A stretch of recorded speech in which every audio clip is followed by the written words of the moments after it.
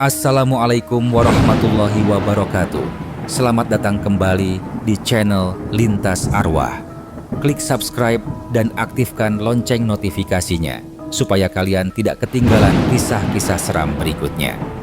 Oke, langsung saja kita mulai ceritanya.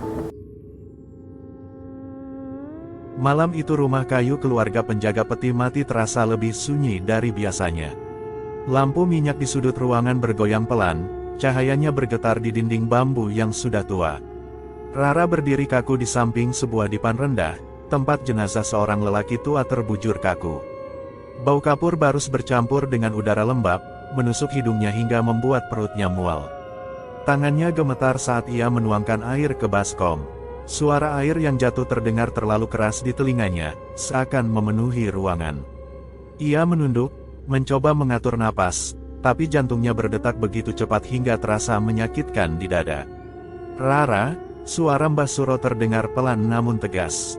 "Jangan takut, tugas kita ini mulia, kita membantu arwah agar tenang." Rara menoleh sekilas ke arah kakeknya. Wajah Mbah Suro tampak tenang, seolah semua ini hal biasa. Tapi bagi Rara, setiap detik terasa seperti mimpi buruk yang tak berakhir. "Tapi, Mbah," suaranya bergetar. "Kenapa harus aku yang melakukan ini? Kan masih ada Mbah." Mbah Suro menatapnya lama, matanya dalam dan penuh keyakinan. "Ini sudah tradisi keluarga. Kamu harus belajar. Suatu hari nanti, kamu yang akan meneruskannya." Rara menunduk. Kata-kata itu terasa seperti beban yang menekan pundaknya. Ia ingin menolak, ingin lari, tapi tubuhnya seakan terkunci di tempat. Jemarinya yang dingin menyentuh kulit jenazah. Tubuh itu kaku, dinginnya merambat ke tulang Rara, membuat bulu kuduknya berdiri. Ia berusaha fokus, tapi setiap kali kain kafan menyentuh kulit pucat itu, ada perasaan aneh yang merayap di benaknya. Seperti ada mata yang mengawasinya dari sudut ruangan.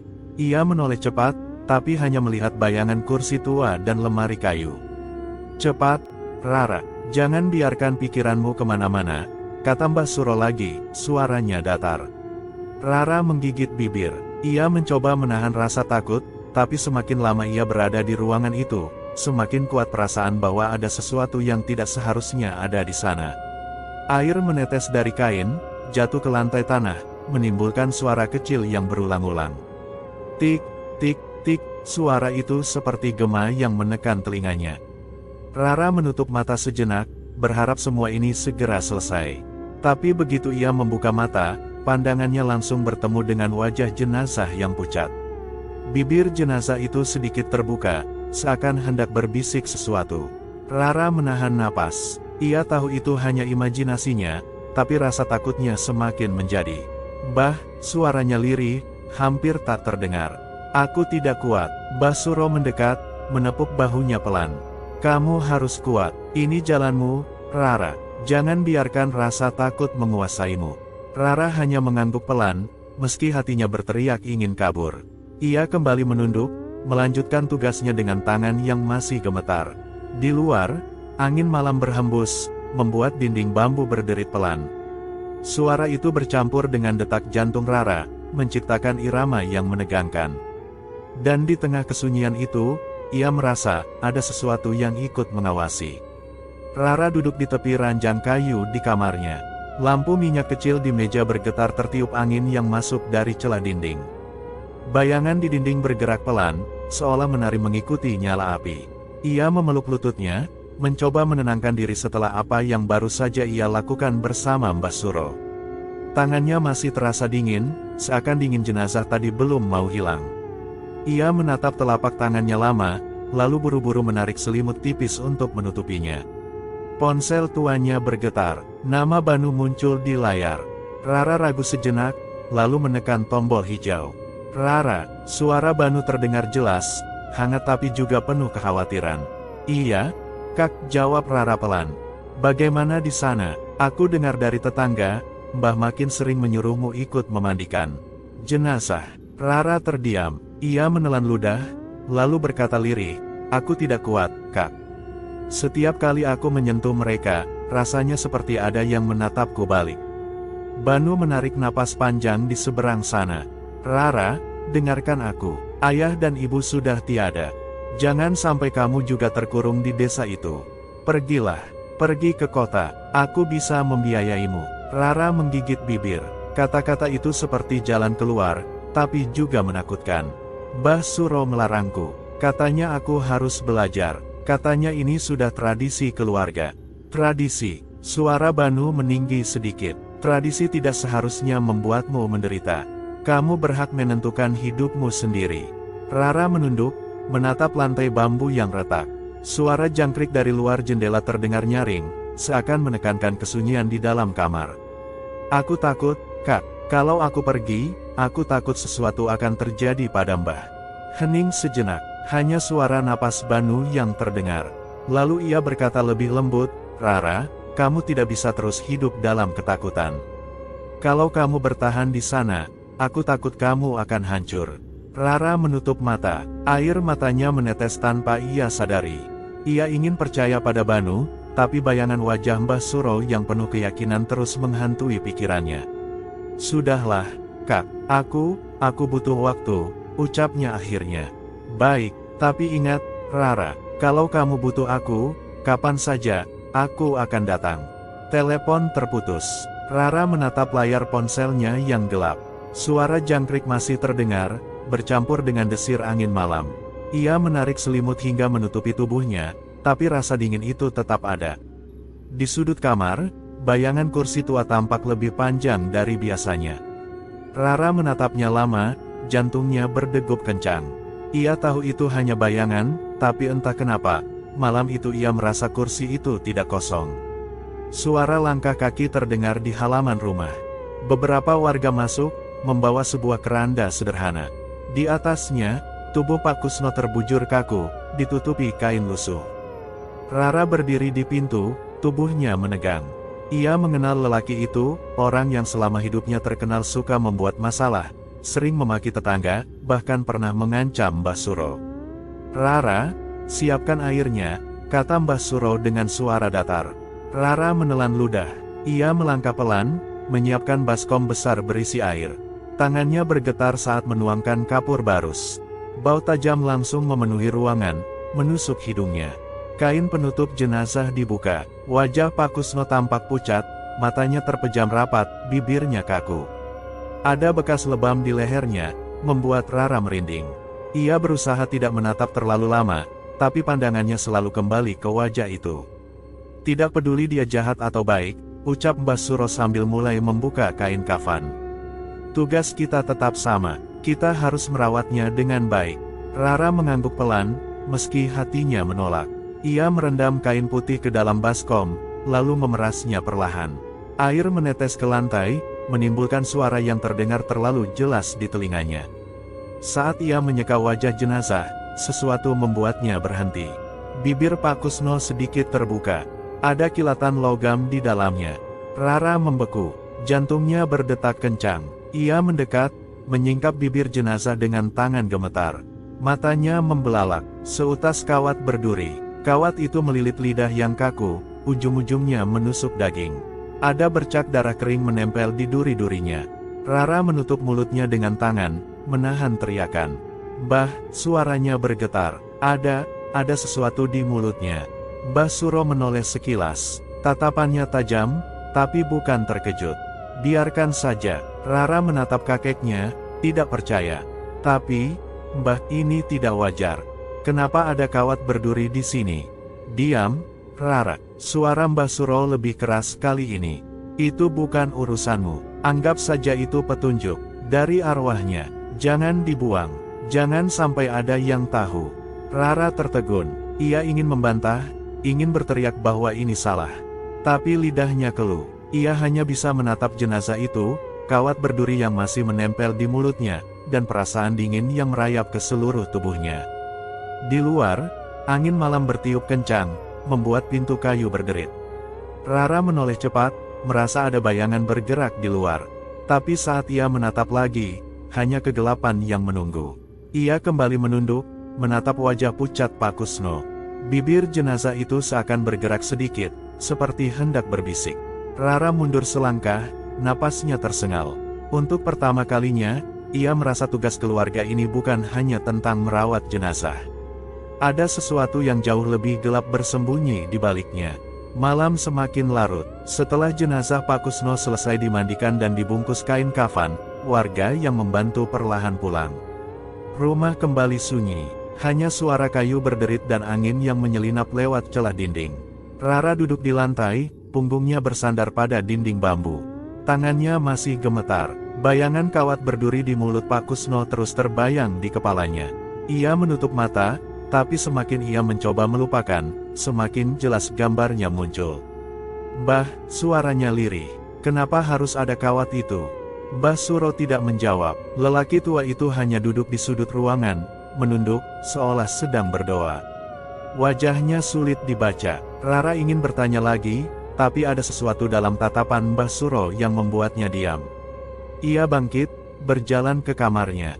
Setiap langkah terasa berat. Lantai bambu berderit di bawah kakinya, seakan mengeluh. Saat ia membuka pintu kamar, hawa dingin langsung menyambut. Lampu minyak kecil di meja sudah hampir padam, nyalanya bergetar lemah.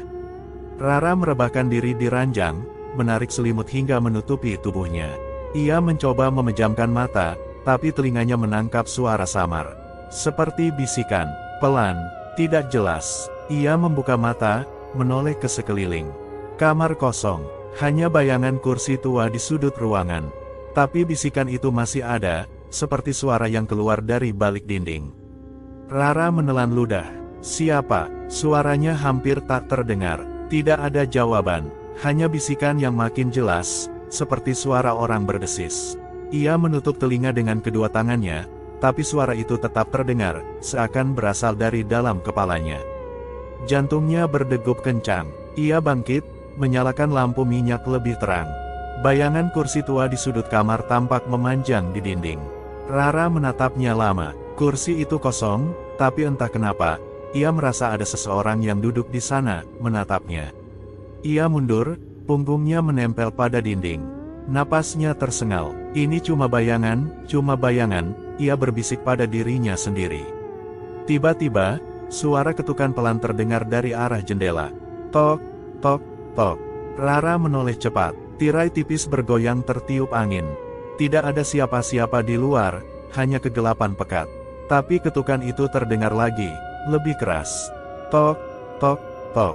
Rara menutup mulutnya dengan tangan, menahan teriakan. Tubuhnya gemetar hebat. Ia ingin lari ke kamar Mbah Suro, tapi kakinya seakan menolak bergerak. Ketukan berhenti, sunyi. Rara menatap jendela dengan mata lebar. Lalu, di kaca yang buram, ia melihat sesuatu. Sebuah bayangan samar, wajah pucat, bibir yang sedikit terbuka, seperti wajah Pak Kusno. Rara menjerit dalam hati, tapi suaranya tidak keluar. Ia hanya bisa menatap, tubuhnya membeku. Dan saat ia berkedip, bayangan itu hilang. Beberapa hari setelah pemakaman Pak Kusno, suasana desa berubah. Orang-orang mulai berbisik di jalan setapak, wajah mereka tegang setiap kali ada kabar kematian baru. Rara mendengar dari tetangga bahwa salah satu teman lama Mbah Suro ditemukan meninggal mendadak di rumahnya. Tidak ada tanda-tanda sakit sebelumnya. Rara berdiri di depan rumah, menatap warga yang lewat sambil berbisik-bisik. Udara sore terasa berat, seakan membawa kabar buruk yang tak terlihat.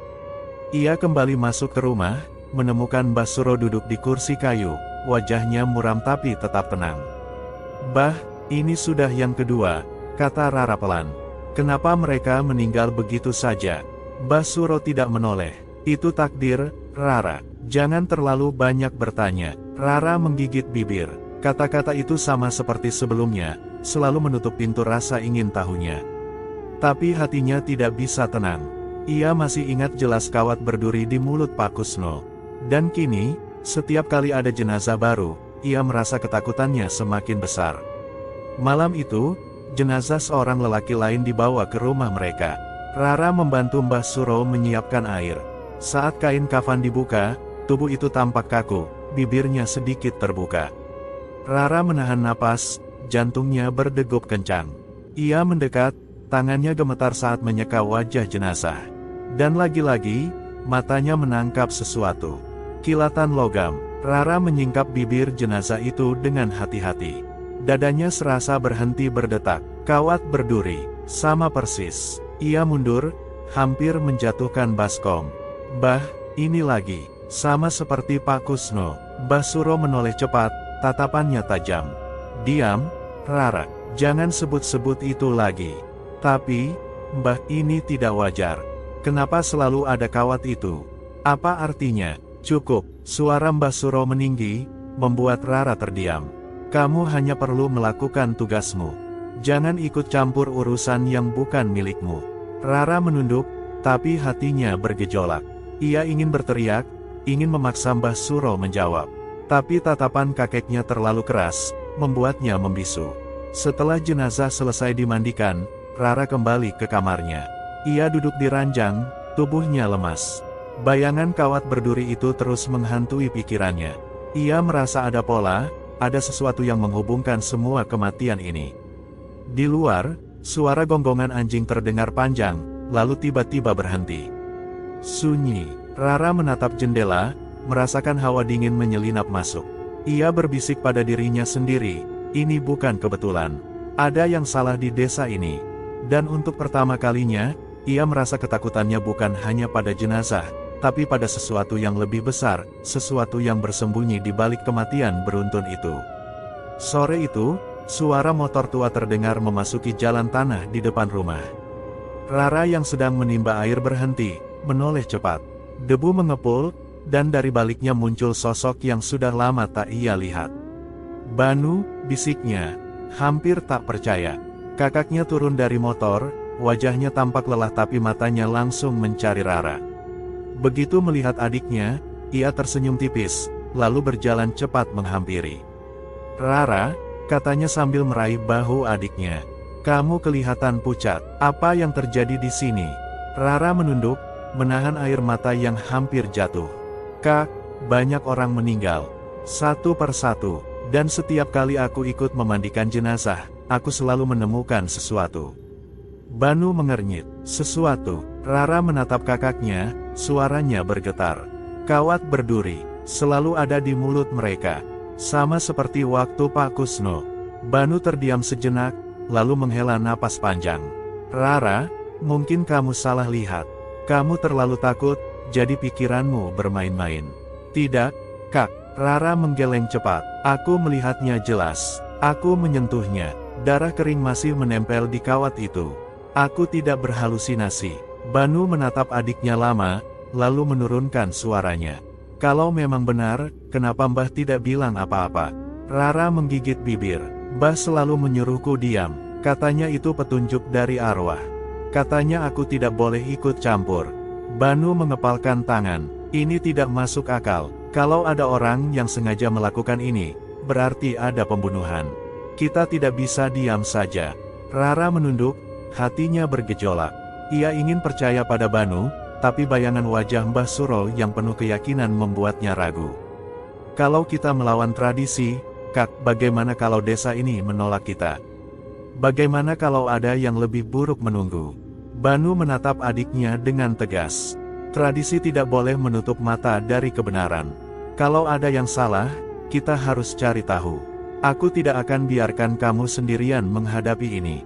Rara terdiam. Kata-kata itu membuat dadanya hangat, tapi juga menambah rasa takut. Ia tahu Banu benar, tapi ia juga tahu bahwa semakin dalam mereka menggali, semakin besar bahaya yang menunggu. Malam itu, setelah makan seadanya, Rara duduk di kamar bersama Banu. Lampu minyak menyala redup, bayangan mereka menempel di dinding. Rara menceritakan semua yang ia alami, bisikan samar di malam hari, bayangan di jendela, dan wajah Pak Kusno yang sempat ia lihat. Banu mendengarkan dengan serius, meski sesekali ia menghela napas, seakan masih sulit percaya. Tapi di matanya ada sesuatu yang berbeda, kekhawatiran yang nyata. Baik, katanya akhirnya, mulai besok, aku akan ikut setiap kali ada jenazah datang. Aku ingin melihat sendiri. Rara menatap kakaknya, jantungnya berdegup kencang. Ia merasa sedikit lega, tapi juga semakin takut. Karena jika Banu ikut melihat, berarti semua ini benar-benar nyata. Hari itu, langit desa tampak kelabu. Awan menggantung rendah, seakan menekan atap-atap rumah kayu. Rara berdiri di depan pintu, tubuhnya kaku saat melihat warga kembali datang membawa keranda. Kali ini, jenazah seorang lelaki parubaya yang juga dikenal dekat dengan Mbah Suro.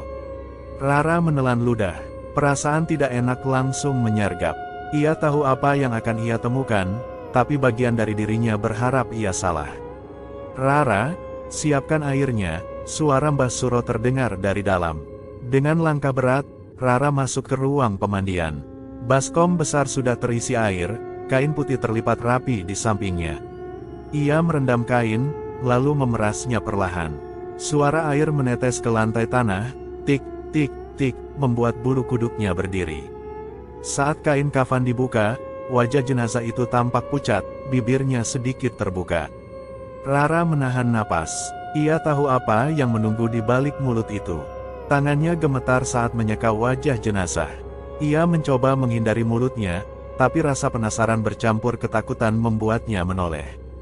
Dan benar saja, kilatan logam itu ada lagi. Kawat berduri, lebih panjang dari sebelumnya, melilit lidah jenazah hingga menembus gusi. Darah kering menempel di ujung-ujungnya. Rara mundur, tubuhnya hampir goyah. "Bah, lagi." Sama seperti sebelumnya, Mbah Suro menatapnya tajam. "Diam, Rara. Jangan sebut-sebut itu. Tapi ini sudah ketiga kalinya, Mbah. Kenapa selalu ada kawat itu? Apa artinya?" "Cukup," suara Mbah Suro menggema di ruangan sempit itu. "Kamu hanya perlu melakukan tugasmu. Jangan ikut campur." Rara terdiam, tapi matanya berkaca-kaca. Ia merasa terjebak dalam lingkaran yang tidak masuk akal. Setiap jenazah yang datang, selalu ada kawat berduri. Dan setiap kali ia mencoba bicara, Mbah Suro menutup mulutnya dengan kata-kata keras. Malamnya, desa semakin resah. Orang-orang berbisik di jalan, wajah mereka pucat. Ada yang berkata ini kutukan, ada yang menyalahkan roh-roh penasaran. Tidak ada yang berani melapor ke polisi. Semua takut melanggar tradisi. Rara duduk di kamarnya, memeluk lutut.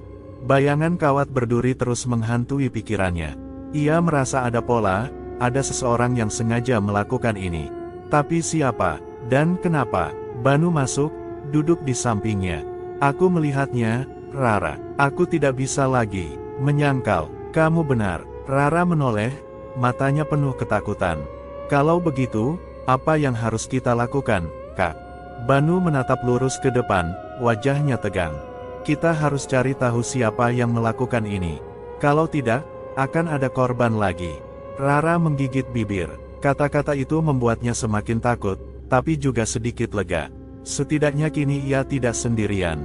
Di luar, angin malam bertiup kencang, membuat tirai tipis di jendela bergoyang. Rara menatapnya lama, merasa ada bayangan bergerak di balik kain itu. Dan untuk pertama kalinya, ia yakin, apapun yang terjadi di desa ini, bukan sekadar kebetulan. Pagi itu, rumah keluarga penjaga peti mati terasa lebih sunyi dari biasanya.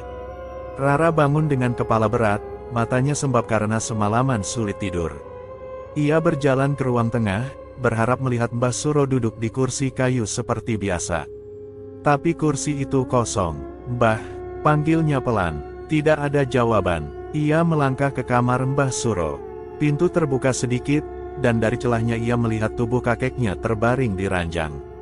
Rara mendekat, jantungnya berdegup kencang. "Mbah," suaranya bergetar. Ia menyentuh bahu kakeknya.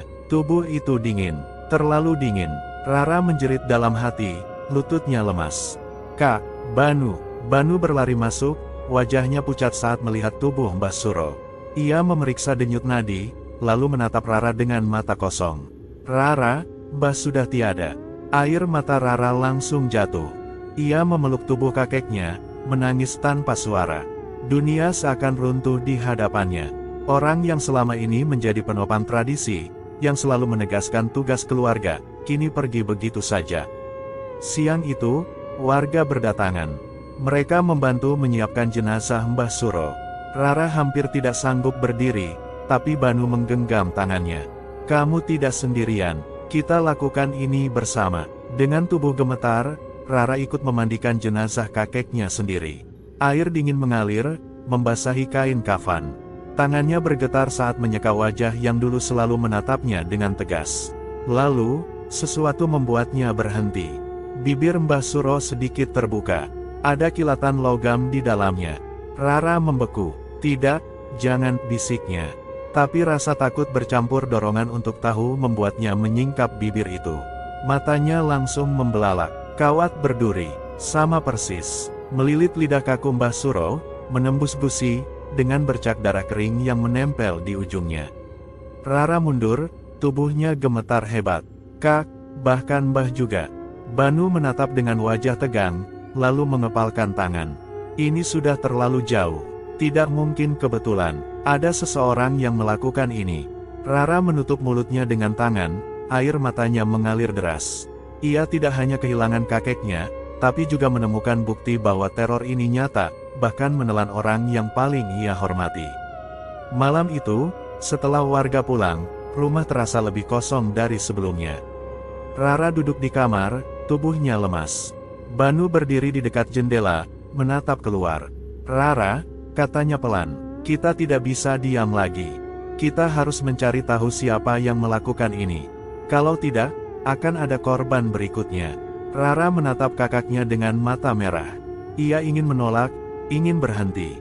Tapi di dalam hatinya, ia tahu Banu benar.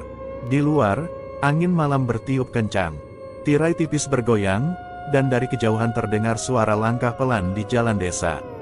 Rara menegang. Suara itu berhenti tepat di depan rumah. Sunyi. Ia menahan napas, menatap pintu yang tertutup rapat. Perasaan dingin merayap di punggungnya.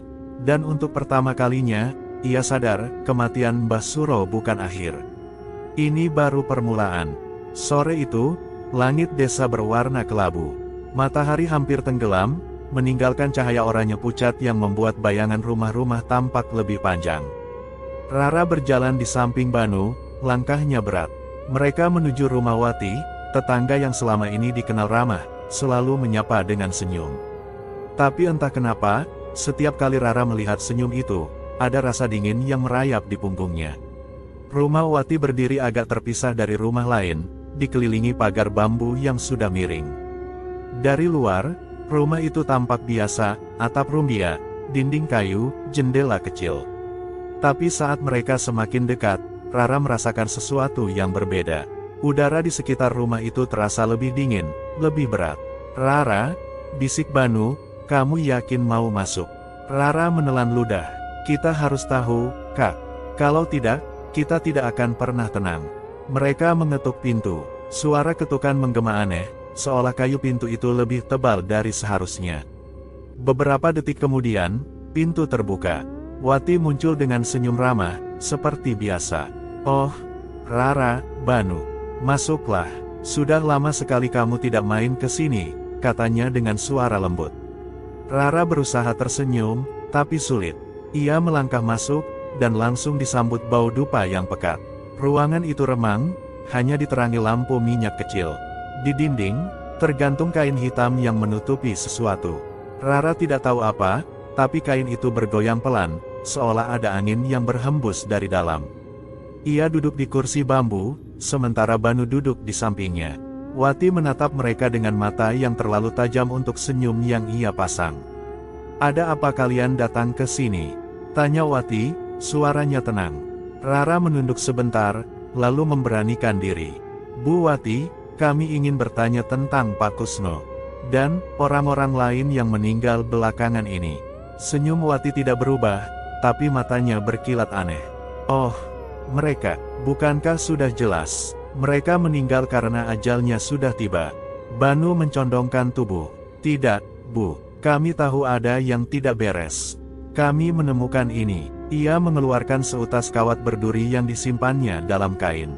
Untuk pertama kalinya, senyum Wati pudar. Matanya melebar sedikit, lalu ia cepat-cepat menunduk. "Bagaimana kalian bisa tahu?" Rara merasakan jantungnya berdetak kencang. Ia menatap Wati, tubuhnya gemetar. "Karena aku yang menemukannya." Di mulut mereka, semuanya, ruangan mendadak terasa lebih sempit. Bau dupa semakin menusuk. Rara merasa sulit bernapas. Wati mengangkat wajahnya perlahan. Senyumnya kembali, tapi kali ini berbeda. Lebih dingin, lebih menakutkan. "Kalau begitu," katanya pelan, "kalian sudah terlalu jauh ikut campur." Ruangan itu semakin terasa sempit. Bau dupa yang pekat menusuk hidung Rara, membuatnya mual. Ia menatap Wati yang kini duduk di kursi bambu, tubuhnya condong ke depan. Senyum ramah yang biasa ia tunjukkan sudah hilang, berganti dengan tatapan tajam yang membuat Rara ingin segera lari. Banu meletakkan kawat berduri di atas meja. Suara logam itu beradu dengan kayu, terdengar nyaring di tengah keheningan. Kami tahu, Bu, ini bukan kebetulan. Semua korban punya benda ini di mulutnya. Dan semuanya punya hubungan dengan masa lalu Mbah. Wati menatap kawat itu lama, lalu menghela napas. Senyumnya kembali muncul, tapi kali ini dingin, tanpa kehangatan. Jadi kalian sudah tahu sejauh itu. Rara merasakan jantungnya berdegup kencang. Kenapa, Bu? Kenapa harus mereka? Wati menoleh perlahan, menatap Rara dengan mata yang berkilat.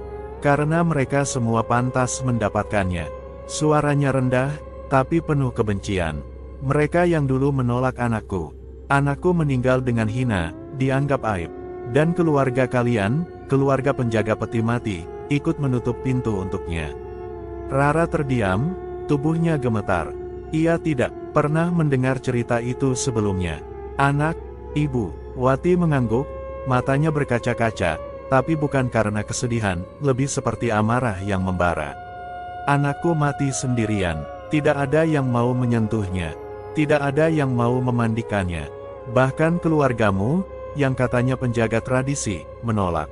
Katanya anakku kotor, katanya tidak layak. Banu menegakkan tubuhnya, suaranya tegas. Itu masa lalu. Tidak semua kesalahan bisa ditebus dengan darah. Wati tertawa kecil, tapi suaranya terdengar getir. Kalian tidak mengerti. Aku menunggu bertahun-tahun. Aku menunggu saat yang tepat. Dan sekarang, satu persatu, mereka merasakan apa yang kurasakan. Lidah mereka terikat kawat, sama seperti lidahku yang dulu terikat diam, tidak bisa membela anakku. Rara menutup mulutnya dengan tangan, air matanya jatuh. Ia bisa merasakan betapa dalam luka itu, tapi juga betapa mengerikannya dendam yang lahir darinya. Bu Wati, suaranya lirih. Tolong hentikan, ini tidak akan membuat anak ibu kembali. Wati menatapnya tajam. Tidak, Rara, tapi ini membuatku tenang. Dan kalian, ia berdiri perlahan, tubuhnya condong ke depan, kalian sudah tahu terlalu banyak. Rara mundur, kursinya berderit. Banu segera berdiri di depannya, melindungi adiknya. Kalau ibu mau marah, marahlah pada aku, kata Banu. Jangan sentuh Rara. Wati tersenyum tipis, tapi matanya penuh kebencian. Kalian berdua akan ikut merasakan penderitaanku. Ruangan mendadak terasa lebih dingin. Lampu minyak bergetar, nyalanya hampir padam. Rara merasakan bulu kuduknya berdiri. Ia tahu, percakapan ini sudah berubah menjadi sesuatu yang jauh lebih berbahaya. Rara merasakan udara di dalam rumah Wati semakin berat. Lampu minyak di meja bergoyang, nyalanya bergetar seolah hendak padam. Wati berdiri perlahan, tubuhnya condong ke depan. Senyum tipis masih menempel di wajahnya, tapi tatapannya menusuk, membuat Rara ingin mundur lebih jauh. Kalian pikir bisa menghentikanku? Suara Wati terdengar rendah, tapi penuh amarah. Kalian tidak tahu apa yang kurasakan selama ini. Banu berdiri di depan Rara, tubuhnya tegang. Bu Wati, hentikan. Dendam tidak akan membawa anak ibu kembali. Wati tertawa kecil, tapi suaranya membuat bulu kuduk Rara berdiri. Ia meraih sesuatu dari bawah meja, sebuah pisau dapur, bilahnya berkilat terkena cahaya lampu. Rara menahan napas, tubuhnya kaku. Kalau kalian tidak mau diam, kata Wati, maka kalian akan ikut merasakan penderitaanku. Rara mundur, kursinya berderit keras. Jantungnya berdegup kencang, napasnya pendek-pendek. Ia ingin berteriak, tapi suaranya tercekat di tenggorokan. Banu mengangkat tangannya, mencoba menenangkan. Bu Wati, dengarkan kami. Kami mengerti ibu marah, tapi ini bukan caranya. Diam, teriak Wati, matanya membelalak. Ia melangkah cepat, mengayunkan pisau. Banu menahan dengan kursi, suara kayu beradu dengan logam menggema di ruangan sempit itu. Rara menjerit pelan, tubuhnya gemetar. Ia ingin membantu, tapi kakinya seakan menolak bergerak. Pandangannya kabur oleh air mata. Pisau itu berkilat lagi, hampir mengenai Banu. Ia mendorong Wati dengan kursi, membuat perempuan itu terhuyung. Tapi Wati segera bangkit, matanya penuh kebencian. "Kalian semua sama," katanya dengan suara bergetar. "Keluarga kalian yang membuat anakku mati tanpa kehormatan. Sekarang kalian akan membayar." Rara menutup telinganya, tapi suara itu tetap menembus. Kata-kata Wati menusuk hatinya, membuat rasa bersalah bercampur dengan ketakutan. Ia tahu cerita itu bukan salahnya, tapi tetap saja, beban itu terasa nyata. Banu menoleh cepat ke Rara. "Lari, Rara." Tapi Rara tidak bisa, kakinya seakan menancap di lantai. Ia hanya bisa menatap Wati yang kembali mengangkat pisau, wajahnya dipenuhi amarah dan luka. Lama yang belum sembuh, lampu minyak bergetar lebih keras, bayangan di dinding bergerak liar. Rara merasa ruangan itu semakin menyempit, udara semakin dingin. Dan di tengah kekacauan itu, ia merasakan sesuatu yang lain. Seperti ada kehadiran lain di ruangan. Suara samar, seperti bisikan, muncul di telinganya. Rara menoleh cepat, tapi tidak ada siapa-siapa. Hanya bayangan kain hitam di dinding yang bergoyang pelan, seolah ada sesuatu di baliknya yang ikut menyaksikan. Pisau di tangan Wati berkilat, bayangan bilahnya menari di dinding.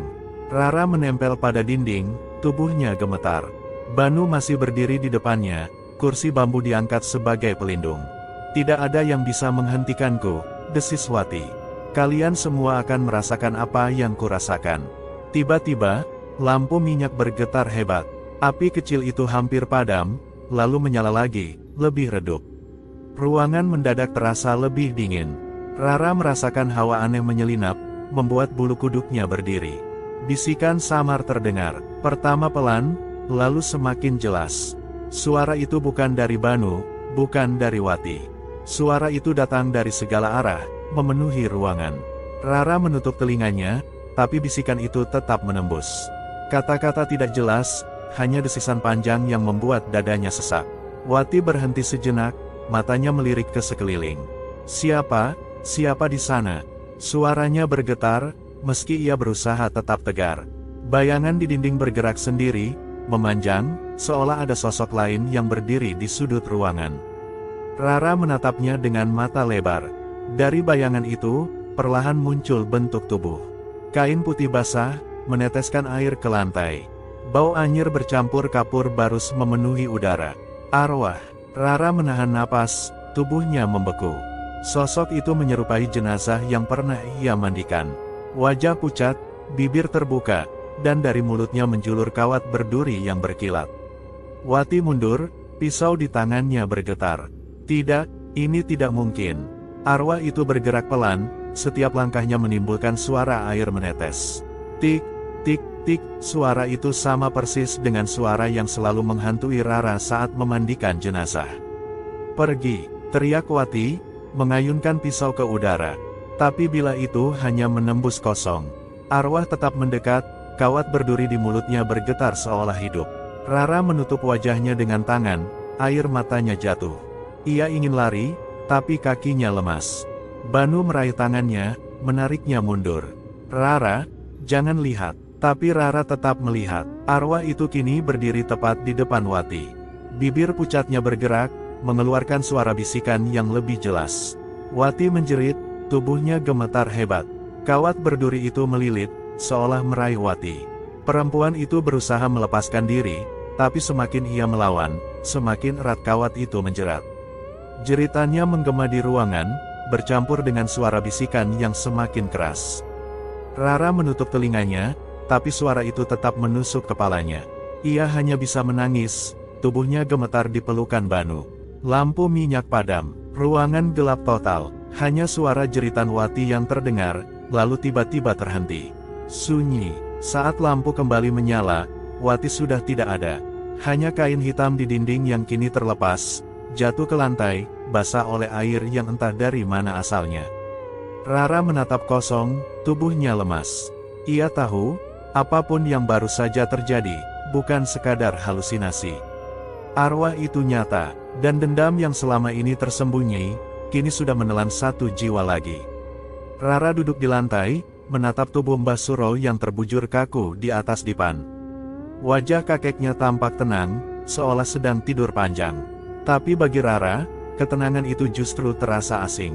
Ia masih bisa mendengar suara Mbah Suro di kepalanya, tegas, penuh keyakinan, menyuruhnya kuat, menyuruhnya meneruskan tradisi. Air matanya jatuh, membasahi kain yang menutupi lututnya. "Bah, kenapa harus sekarang?" bisiknya. Banu berdiri di samping, diam. Wajahnya tegang, tapi matanya penuh iba saat menatap adiknya. Ia tahu betapa berat beban yang kini menimpa Rara. Warga desa datang membantu, tapi suasana berbeda dari biasanya. Tidak ada bisik-bisik ringan, tidak ada doa yang menenangkan. Semua orang diam, wajah mereka pucat. Seakan mereka tahu, kematian Mbah Suro bukan sekadar ajal biasa. Rara menyiapkan air dengan tangan gemetar. Ia tahu, kali ini ia tidak bisa bersembunyi di balik bayangan kakeknya. Ia sendiri yang harus memandikan jenazah itu. Tradisi keluarga kini sepenuhnya berada di pundaknya. Saat kain basah menyentuh kulit dingin Mbah Suro, Rara hampir tidak sanggup. Tangannya berhenti di tengah gerakan. Ingatan tentang kawat berduri di mulut kakeknya kembali menghantam. Ia menutup mata, menahan isak. "Rara," suara Banu pelan, "kalau kamu tidak sanggup, biar aku yang." "Tidak." Rara menggeleng cepat, meski air matanya masih mengalir. "Ini tugasku. Mbah selalu bilang, aku harus belajar. Aku tidak boleh lari lagi." Tangannya kembali bergerak, perlahan, menyeka wajah pucat itu. Setiap sentuhan terasa seperti perpisahan terakhir. Tapi di balik kesedihan, ada sesuatu yang lain. Sebuah kekuatan kecil, samar, yang mulai tumbuh di dalam dirinya. Ia menatap wajah kaku itu lama. "Mbah, aku janji, aku akan teruskan. Aku akan jaga desa ini." Banu menunduk, menatap adiknya dengan mata berkaca-kaca. Ia tidak berkata apa-apa, tapi genggaman tangannya di bahu Rara cukup untuk menunjukkan dukungan. Di luar, angin malam bertiup, membawa suara-suara samar dari pepohonan. Rara menoleh ke jendela. Untuk sesaat, ia merasa ada bayangan berdiri di luar, mengawasi. Tapi kali ini, ia tidak menjerit. Ia hanya menarik napas dalam-dalam, menatap balik dengan mata yang masih basah tapi lebih tegas. Malam itu, di hadapan jenazah kakeknya, Rara mulai berubah. Rasa takutnya belum hilang, tapi ia tahu, ia tidak bisa lagi hanya menjadi gadis yang gemetar di sudut kamar. Ia harus menjadi penjaga. Malam itu, setelah warga pulang dan rumah kembali sunyi, Rara duduk di ruang tengah. Lampu minyak di meja menyala redup, cahayanya bergetar di dinding bambu. Di hadapannya, dipan tempat jenazah Mbah Suro tadi terbaring kini kosong. Hanya kain putih yang terlipat rapi, meninggalkan jejak dingin di udara. Rara menatap kain itu lama, dadanya sesak. Ia merasa seolah seluruh hidupnya runtuh dalam beberapa hari terakhir, kematian beruntun. Kawat berduri yang selalu muncul, wati yang lenyap dengan cara mengerikan, dan kini, Mbah Suro. Banu duduk di sampingnya, diam. Tangannya menggenggam lutut, wajahnya muram. "Rara," katanya akhirnya, "kamu tidak harus meneruskan ini. Kita bisa pergi. Kita bisa tinggalkan desa ini, mulai hidup baru di kota." Rara menoleh, matanya masih basah. "Kalau kita pergi, siapa yang akan menjaga? Siapa yang akan memandikan mereka? Kalau tidak ada yang melanjutkan, desa ini akan kehilangan penopangnya." Banu menghela napas panjang. "Tapi lihat apa yang sudah terjadi. Tradisi ini membuatmu menderita, membuat kita semua terjebak." Rara menggigit bibir. Ia tahu kakaknya benar, tapi ia juga tahu, ada sesuatu yang lebih besar dari dirinya. Ia teringat wajah Mbah Suro, tatapan tegasnya, kata-kata yang selalu diulang, "Ini jalanmu, Rara. Jangan biarkan rasa takut menguasaimu." "Aku takut, Kak," bisiknya. "Tapi kalau aku lari, aku akan lebih takut lagi. Karena aku tahu, sesuatu akan tetap mengejar kita. Tradisi ini bukan sekadar tugas. Ini tanggung jawab. Kalau aku tinggalkan, aku akan menyesal seumur hidup." Banu menatap adiknya lama. Ada perdebatan di matanya, antara ingin melindungi Rara dari beban ini, dan rasa hormat pada keberanian yang mulai tumbuh dalam dirinya. Akhirnya, ia menghela napas, lalu mengangguk pelan. "Kalau itu keputusanmu, aku akan mendukung. Tapi aku tidak akan biarkan kamu sendirian. Apapun yang terjadi, aku akan ada di sampingmu." Rara menunduk, air matanya jatuh lagi, tapi kali ini bercampur dengan sedikit kelegaan. Ia menggenggam tangan kakaknya erat. "Terima kasih, Kak." Di luar, angin malam bertiup, membawa suara-suara samar dari pepohonan. Rara menoleh ke jendela. Untuk sesaat, ia merasa ada bayangan berdiri di luar, mengawasi. Tapi kali ini, ia tidak menutup mata. Ia menatap balik, dengan rasa takut yang masih ada, tapi juga dengan tekad yang baru. Malam itu, di tengah kesunyian rumah yang kehilangan penopangnya, Rara membuat keputusan, ia akan melanjutkan tradisi. Apapun yang menunggu, ia tidak akan lari lagi. Hari itu, jenazah seorang perempuan tua dari desa dibawa ke rumah. Warga datang dengan wajah muram, tapi kali ini mereka menatap Rara dengan cara berbeda. Tidak lagi hanya sebagai cucu Mbah Suro, melainkan sebagai penerus. Rara berdiri di depan dipan, tubuhnya kaku. Baskom besar berisi air sudah siap, kain putih terlipat rapi di sampingnya. Untuk sesaat, ia merasa ingin mundur, ingin bersembunyi di kamarnya seperti dulu. Tapi suara Mbah Suro terngiang di kepalanya, "Jangan biarkan rasa takut menguasaimu." Ia menarik napas panjang, lalu merendam kain ke dalam air. Jemarinya tidak lagi gemetar seperti sebelumnya. Air dingin menyentuh kulitnya, tapi kali ini ia tidak merasa lumpuh. Ia mengangkat kain, memerasnya perlahan, lalu mulai menyeka wajah jenazah. Warga yang hadir memperhatikan dalam diam. Suasana hening, hanya suara air yang menetes ke lantai. Tik, tik, tik, suara itu dulu selalu membuat Rara merinding, tapi kini ia mendengarnya sebagai irama yang menenangkan. Ia menatap wajah pucat jenazah itu lama. Tidak ada kawat berduri, tidak ada tanda-tanda aneh, hanya tubuh yang sudah berhenti bernapas, menunggu untuk dirawat dengan layak. Rara melanjutkan pekerjaannya dengan hati-hati. Setiap gerakan terasa lebih mantap, lebih terarah. Ia tidak lagi sekadar mengikuti perintah, tapi benar-benar memahami makna dari apa yang ia lakukan. Banu berdiri di sudut ruangan, memperhatikan. Wajahnya tegang, tapi matanya penuh rasa bangga.